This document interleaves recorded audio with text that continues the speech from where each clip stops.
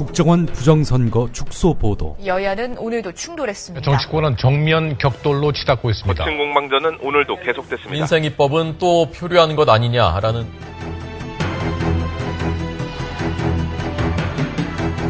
장악당한 언론은 진실로부터 멀어지고 있습니다. 낙담하지 마십시오. 국민TV가 이제 날개짓을 하려고 합니다. 조합원으로 가입해서 위대한 역사를 함께 만들어 갑시다. 미디어 협동조합 국민TV 홈페이지 또는 서울 전화 3144-7737 또는 3144-0933으로 가입하실 수 있습니다.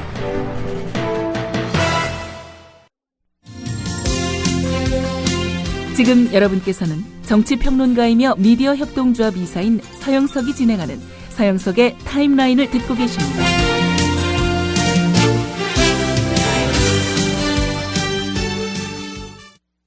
예, 이제 김영민 PD와 함께 아침 신문의 주요 내용을 살펴보는 조간 브리핑 시간입니다. 김영민 PD. 네, 안녕하십니까. 예, 오늘 첫 소식은 뭡니까? 예.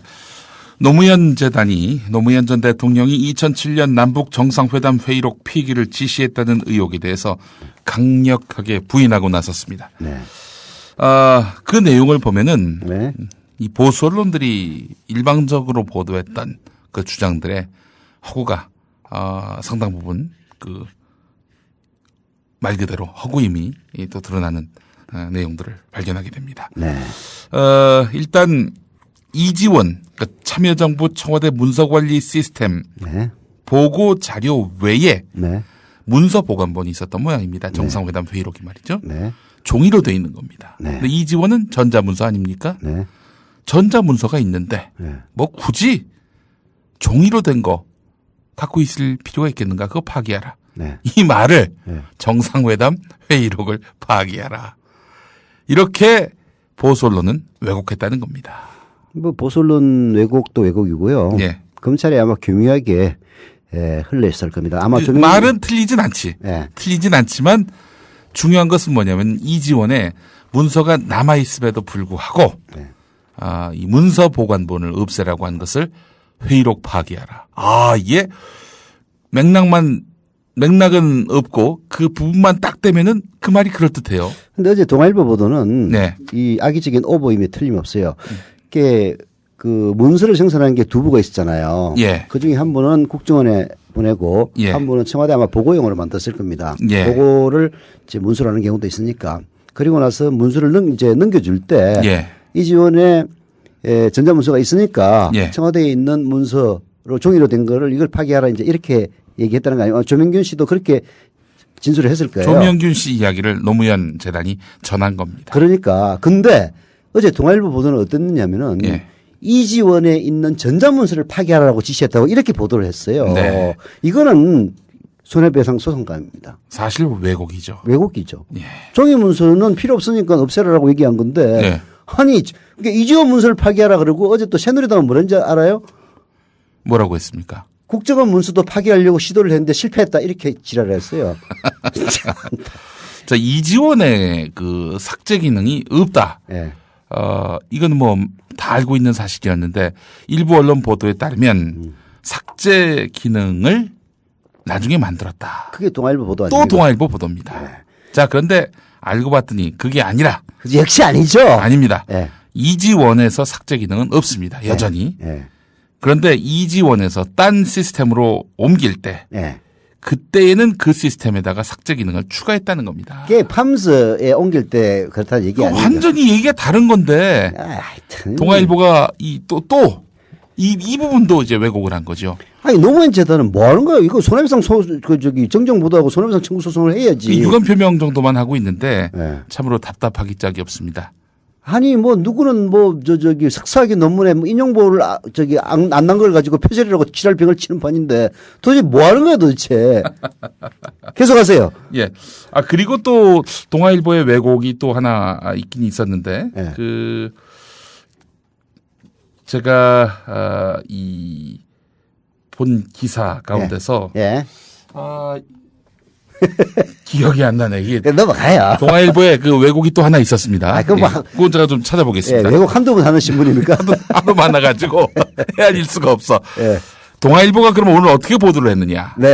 이거 아주 정말 정말 야비합니다. 야비하다는 표현이 딱 맞습니다. 일단 노무현 재단의 성명을 인용합니다. 전합니다. 그러면서 조명균 전 비서관이 한 말을 타이틀로 뽑습니다. 조명균 전 비서관이 무슨 말을 했냐면 정치권이 나를 이용하려 한다. 나는 희생자다. 이번 논란과 관련해서 어떤 얘기도 하지 않을 것이다. 이걸 지인에게 얘기했다고 하는 건데. 그 자기가 직접 들은 것도 아니고 지인에게 얘기했다고? 지인의 이야기고 이 정치권이라고 하면은 뭐 얼핏 보면은 민주당만일 수도 있고 새누리당만일 수도 있고 새누리당, 민주당 다 합해서 통칭할 수도 있는 거고 하는 건데 정치권이 나를 이용하려고만 한다라는 부분만 보면은 이게 여야를 통칭하는 것 같습니다. 정확하지가 않아요. 이런 걸로 봐서는 이게 지금 조명균 씨가 뭐 숨기는 게 있구나. 지금 노무현 재단이나 민주당으로부터 뭔가 압박을 받아서 자기 마음에도 없는 진실과 다른 이야기를 하고 있는 거 아닌가. 이런 의구심을 자아내게 만드는. 그게 말도 안 되는 얘기죠. 아니 국정원 남재준 국정원을 거느리고 있는 박근혜한테 압박을 받았으면 압박을 받았지 무슨 힘도 없는 민주당하고 그리고 다 떨어진 노무현 재단에게 압박을 받아요. 말도 안 되는 얘기를 하고 접해서 참나. 아이고. 네, 이런 내용들을 보면서 정말 동아일보 독자들이 너무나 안 됐습니다. 돈 내고 이런 허접한 그런 기사들을 봐야 하는 이분들의 뭐 충성도 높은 아스팔트 보스들이 있으니까. 믿고 싶은 진실만 이렇게 보도하는 동아일보. 자, 안타깝습니다. 다음 뉴스는요. 전두환 씨 이야기로 넘어가겠습니다. 전두환 씨 이야기 넘어가기에 앞서서 이 동아일보에 오늘 그 같은 면에 실린 기사를 보면은 이렇습니다. 사초정국 궁지에 몰린 민주당. 노무현 정부 회의록 폐기가 굳어지니까 문재인 지도부와 조율 없이 사실상 백기. 비노무현 계열 이럴 거면 시작을 안 했어요. 이렇게 이야기하고 있습니다. 뭐 철저하게. 노무현 전 대통령이 대화록을 폐기했다는 그런 사실 자체가 없는데 왜 자기들은 무슨 근거로 굳어졌다. 사실로 굳어졌다. 이렇게 이야기하는 걸까요? 아니 참 진짜 아주 골 때리는 신문이네요. 예. 아니 국가기록원에 정상회담 회의록이 없으면은 결국은 국정원에 있었다는 거 아닙니까? 그러면은 김무성이가 보고 권영세가 보고 이명박이가 본 거는 결국은 국정원에 있었다는 얘기 아니에요. 국정원에 있는 걸 봤으면은 그럼 국정원이 개입한 거 맞네. 국정원 새누리당 그렇게 해가지고 서로 힘을 합쳐서 박근혜 대통령 만든 거 맞네. 그렇잖아요. 말도 안 되는 그런 얘기라고 자빠졌어. 아이고 참.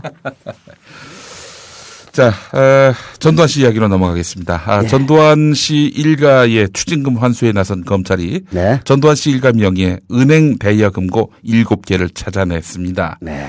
금고를 열었더니 예금 통장 금 다이아몬드 송금 자료 이런 것들이 쏟아져 나왔다고 합니다. 우와. 정말 대단합니다. 이분이 보니까 이런 거예요. 29만 원밖에 없다는 건 현금이 29만 원. 지금 수중에 29만 원밖에 없다. 이런 얘기가 아니었나라는 생각을 하지 않을 수가 없습니다. 아니 그리고 그 30억 원 압류당했잖아요.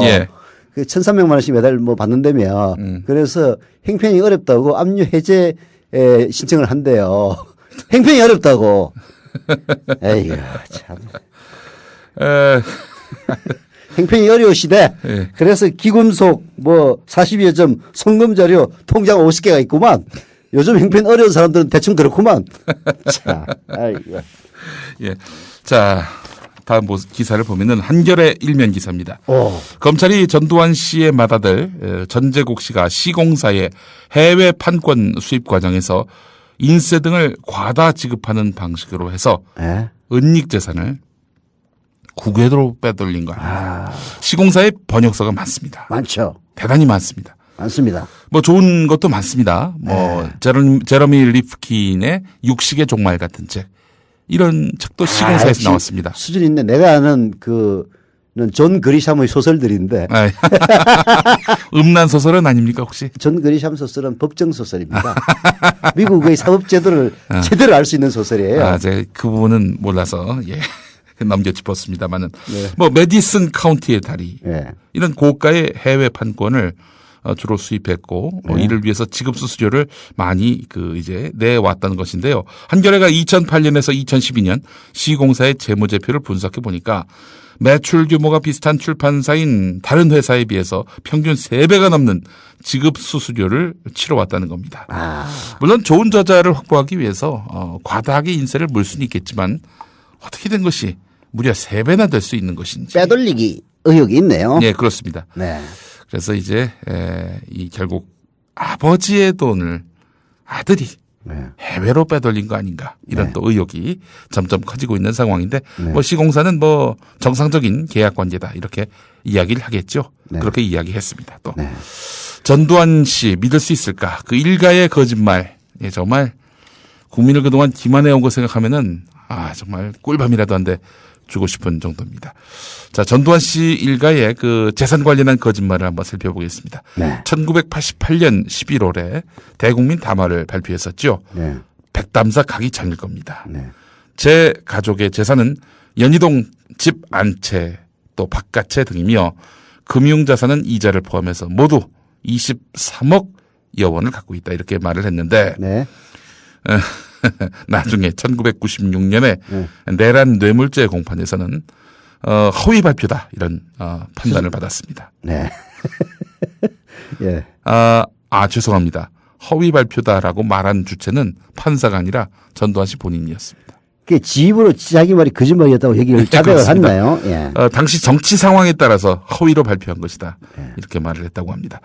자, 이 전재용 씨, 그 박성환 씨 남편이죠. 이분은 채권은 1988년 받은 결혼 축의금을 외조부 이규동 씨에게 맡겼고 2000년 이걸 돌려받은 것이다라고 2004년 2월부터 2007년 6월까지 조세 포탈 관련한 재판에서 이렇게 밝혔습니다. 자, 그런데 그 73억 5,500만 원은 전두환 씨의 비자금 채권임이 드러났습니다. 아니, 결혼 축의금이 73억이나 됐다는 게 말이 돼요. 이 미친놈도 아니고. 근데 이게 88년에 받은 거네요. 퇴임 이후에 받은 거니까 73억이라는 축의금은 말이 안 되는 그런. 그렇죠. 액수죠. 예. 자, 그리고, 이순자 씨 동생. 그러니까 전두환 씨의 처남이죠. 이창석 씨는 추징금 관련해서 왜 가족들을 괴롭히나. 이거 연좌죄 아닌가라고. 지난달에 한겨레 기자와 통화를 했는데. 전재용 씨 조세 포탈 사건에서 이창석 씨 부인 채권 계좌에서 전두환 씨 비자금이 섞여 있었다는 사실이 드러났습니다. 연좌죄 아닌 거지? 철저하게 거짓말을 하는구만. 참 이 집안에 하여간 거짓말은 내력이 있습니다. 한겨레 3면 그냥 확 때리고 싶네. 한겨레 3면 보도였습니다. 윤창중 씨 보도가 또 있습니다. 그래요? 며칠 전에 한겨레 21일이 윤창중 중범죄로 판명 날 가능성이 높다. 이렇게 보도가 났었습니다. 자, 그런데 바로 그 이튿날 한겨레 워싱턴 특파원 보도에 따르면 경범죄로 처리될 가능성이 높다. 하루 사이에 180도 달라진 기사가 나온 겁니다.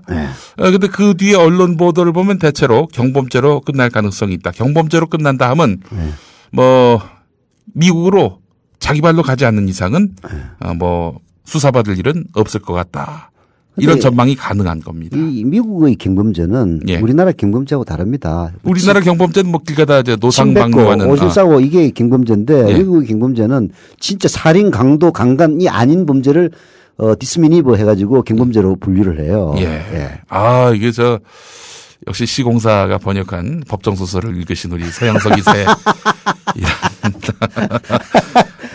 정말 아주 충만한 지식이 드러나는 대목인데 오늘 세계일보 오면 기사가 주목됩니다. 세계일보는 이제 통일교신문 아닙니까? 또 워싱턴 쪽에 워싱턴 타임스라고 워싱턴 포스트가 아닙니다. 워싱턴 포스트라는 그런 신문을 또 운영하고 있습니다. 워싱턴 타임스입니다. 근데 워싱턴 타임스도 나름 또 유서가 깊은 그래요? 그런 신문이긴 합니다만은 여하간 자, 윤창중 중범죄로 판정날 수 있다. 경범죄가 아니라 중범죄로 판정날 수 있다. 이런 얘기입니다. 자, 이 보도 내용을 좀 살펴보겠습니다. 미국 메트로폴리탄 워싱턴 DC 경찰청 고위 관계자가 밝힌 말입니다. 한겨레 20일 김효영 기자는 실무 담당자하고 인터뷰를 했는데 세계일보는 고위 관계자와 인터뷰를 했습니다. 한끗발 높네. 네. 성추행 경범죄로 일단 분류를 해놓고 수사를 진행했는데 네. 수사 결과에 따라서 그의 죄목이 계속 늘어날 수 있다. 어허. 현재로서는 경범죄로 결론 날 수도 있고 중범죄로 판정을 내릴 수도 있는 상황이다. 도하 언론에서 경범죄로 이미 다 결론이 난 것처럼 보도를 했는데 네. 여전히 중범죄로 판정날 가능성이 있다라는 그런 이야기입니다. 자, 말씀하신 대로 그 미국에서의 경범죄라고 하는 것이 정말 뭐 노상방뇨 이런 정도가 아니라 살인, 강간 이것을 제외한 그런 범죄를 통칭하는 건데 중범죄라 한다면 살인, 강간에 준하는 죄를 지었다 이런 얘기 아닙니까? 그러니까 뭐 예를 들어서 여성을 협박했다든지 그런 뭔가가 더 나왔다 그런 취지일 것 같은데 뭐 봐야죠. 네, 일단 뭐 지금 알려진 바에 따르면은 와인바에서 이른바 그랩, 뭐 엉덩이를 뭐 손으로 쥐었다. 뭐 이제 이 건은 경범죄에 해당하겠지만 호텔 방에서 지금 알려진 바에 따르면은 그 윤창중 씨가 알몸 상태에서 이 그 여성 인턴 피해자 이분을 방으로 끌어들여서 뭐 여하간 뭐 특정한 그런 행동을 했다. 이런 설이 있지 않습니까? 그거는 이제 말하자면은 강제 성추행 그 여지가 있는 것이고 이거는 강간 미수에 해당하는 것이고 따라서 중범죄로 볼 수도 있다라는 그런 해석이 이 기사 나왔죠. 이거 네. 어느 정도 신빙성이 있네요. 왜냐하면 워싱턴의 세계일보 국기원 특파원이라고 돼 있는데 이 국기원 기자 내가 잘 아는데 만만한 기자가 아닙니다. 제가 옛날에 같이 출입할 때 어떻게 저런 그 출입할 때 같이 다니셨다면은 나이가 꽤 됐죠. 연차가 꽤 있는 기자네요. 저런 기자가 어떻게 S일보에 있나? 라는 생각까지 한 적이 있죠. 이분은 오랫동안 워싱턴에 있는 것 같습니다. 글쎄, 워싱턴 전문 기자인 것 같아요. 자, 윤창중 관련한 기사 오늘 세계일보 5면에 나왔는데, 윤창중 씨 정말, 뭐 하여튼, 사는 게 아니겠어요. 그러길래 얘기 조심하세요. 다 모니터링 해가지고 나중에 고소고발한데. 아니, 사는 게 아니지. 뭐, 어느 날은 경범죄, 어느 날은 중범죄. 아주 인생이 널뛰기 되고 있는 상태 아닙니까? 자, 뭐. 하여튼 다음 기사. 자업자득이죠, 뭐. 다음 기사 또 보겠습니다. 이경재 방송통신위원장. 이 양반이 이런 말을 했습니다. KBS 이사회가 수신료를 현행 2,500원에서 4,800원으로 거의 2배 가까이 올리는 안을 상정해서 논란이 일고 있는데 이경재 위원장은 올려야 한다. 이러면서 총대를 메고 나섰습니다. 수신료 인상이 나의 철학이다. 뭐 이런 말까지 했는데 수신료 인상이 저렴한 철학이 있어요. 수신료 인상은 의미가 있는 겁니다. 왜냐하면은 KBS가 지금 수신료 수입보다도 광고 수입이 더 많습니다. 이러면 공영방송의 어떤 기능을 수행하기가 어렵죠. 물주가 누구냐에 따라서 결국에는 그 방송의 보도의 지향점이 달라지는데요. 그런데 지금은 뭐 광고주보다는 우리 박근혜 대통령 각하의 의중에 따라 움직이니까 더 큰 문제지. 그게 더 큰 문제인데. 자, 그런데 이제 이경재 위원장 말은 이렇습니다.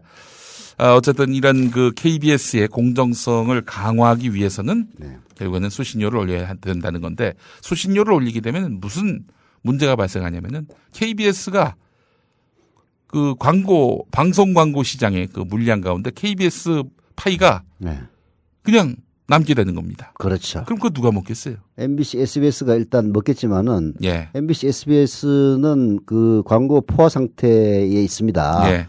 그러면은 결국은 종편으로 간다는 거죠. 이게 바로 조중동 종편을 살려야 된다는 것이 진정한 이경재 위원장의 철학인 거죠. 자, 진짜 이경재 방송통신위원장이 KBS의 공영성을 확대해야 한다. 이런 철학이 있다면은 공정성을 위한 KBS 보도국장 직선제 동의를 해야 되는 거 아닙니까? 그렇죠. 내부 구성원들이 공정성을 지킬 수 있는 보도국장을 이렇게 스스로 선택할 수 있도록 하는 이런 직선제를 도입해야 마땅한 거 아닙니까? 이딴 식으로 방송해가지고 되겠어요. 자, 그런데 그 부분은 또 반대하고 있습니다. 아주 이상한 철학의 방송통신위원장. 이 양반도 D일보 출신일 거라 아마? 동아일보 출신. YS 때 대변인 했었죠, 이 양반이. 자, 한겨레 4면에 관련 기사가 있고요. 세계일보 1면 기사를 보면은 사이드 톱인데 앞으로 부실대학은 삼진아웃 시킨다는 겁니다. 법을 위반하고도 교육부 장관의 시정 이행명령을 3회 이상 지키지 않은 대학을 바로 퇴출하는 삼진아웃 제도가 도입된다는 건데요. 네. 지금 뭐 사실 우리나라의 그 대학 진학률이 80%대지 않습니까? 네. 보니까 1983년 통계가 있는데 그때는 30%대더만요. 그러니까 대학 간 사람들보다도 안 간 사람들이 훨씬 많았는데 지금은 대학 안 간 사람들이 뭐 아주 그 수가 적다는 겁니다. 자, 이러다 보니까 이게 가능했던 건 뭐냐면은 어마어마하게 대학이 늘어났습니다. 지금 모든 대학교 이름을 딱 댔을 때 그런 대학교도 있어? 이런 경우가 많잖아요. 많죠. 그런 대학들이 크게 늘어나게 된 것은 바로 YS 때입니다. 아, 이 또 YS가 문제구만. YS 때 어마어마하게 그 대학을 늘려 놓았어요. 네. 자, 그러다 보니까 이 부실한 대학들이 늘어나고 있고 특히 그 지금 급격한 그 저출산, 이런 상황이 오다 보니 학생 수가 줄고 있습니다. 네. 그래서 뭐 사실은 예전에는 뭐 몇 대 몇 이런 뭐 그 입시 경쟁률 이런 것들이 있었는데 지금은 거의 무의미하다는 겁니다. 특히 지방대 같은 경우. 그러다 보니까 부실하게 운영하는 학교가 있었는데 앞으로 부정비리, 시정명령 3회 이상 위반 때는 폐쇄하겠다. 이런 식으로 해서 부실대학 구조조정을 하겠다는 것이 교육부의 방침입니다. 그 영남대 계열 대학 중에서 무슨 박정희 무슨 대학원 이런 것들도 있던데 그런데도 해당합니까? 절대 그럴 일 없겠죠. 이거 다 거짓말인 거 아시죠? 또 다음 뉴스. 예.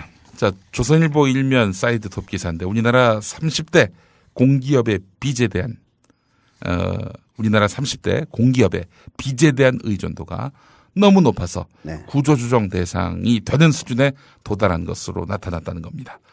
차입금 의존도가 30%가 넘는 공기업들을 순서대로 따져봤더니 대한석탄공사 206%, 20.6%가 아닙니다. 206%, 제주국제자유도시개발센터 153%, 여수 광양항만공사 66%, 한국가스공사 60%, 한국철도공사 59%. 그리고 뭐 4대강 때문에 어마어마하게 빚더미에 오른 한국수자원공사는 48% 이렇게 돼 있습니다.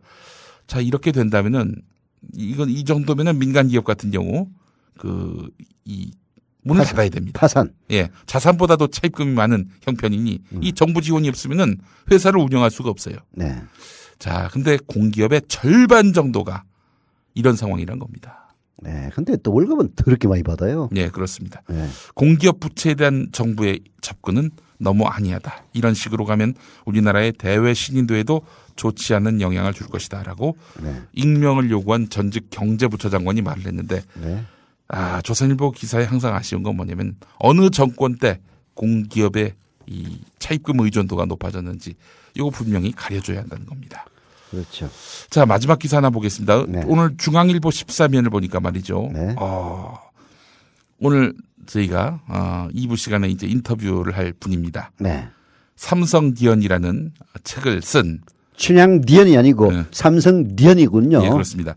중앙일보에서 27년 동안 일했던 중앙일보 전직 기자 이용우 씨가 쓴 삼성디언인데 오늘 중앙일보가 14면에서 이 사실과 다른 내용이 많아서 심각한 명예훼손이 있었다. 따라서 이 책을 쓴 사람은 물론이고 이 책을 소개한 언론까지도 전부 책임을 묻겠다. 소개한 언론도 책임을 묻는다는 건 뭐하는 또 스피커야? 그러니까 앞으로 이 책에 대해서 소개하지 말라 이런 경고의 의미가 있는 것 같아요. 자, 뭐 단적으로 허위 내용이란 게 뭐냐? 홍석현 중앙일보 회장이 1974년에 결혼식을 치렀다. 25살 때.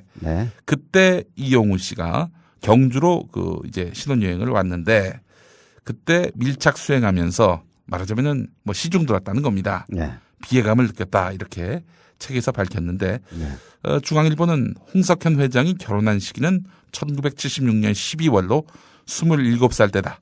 경주에 숙박한 일이 없으며 이용우 씨를 알지 못한다 라면서 기본적인 사실관계조차 허위인 내용을 적시했기 때문에 이에 대해서 책임을 묻겠다. 뭐 별로 큰 책임은 없는 것 같은데. 그러니까 이 기사는 사회면 중간쯤에 배치가 됐는데 참 이런 기사 제가 만약에 홍석현 회장이라면은 이 기사를 실은 기자? 편집자에게 마귀아단을 칠 것 같습니다. 이런 식으로 그러니까. 나를 엿을 먹이느냐. 엿먹이는 기사야 이거는. 홍석현을 엿먹이는 기사야 이거. 참나. 야 이런 걸 왜 여기다 기사를 실으냐. 조용히 소송을 걸면 되지. 나 원참. 예, 오늘 저 조간 브리핑은 여기까지 해야 될 것 예, 같습니다. 이제 자. 지금까지 김영균 PD였습니다.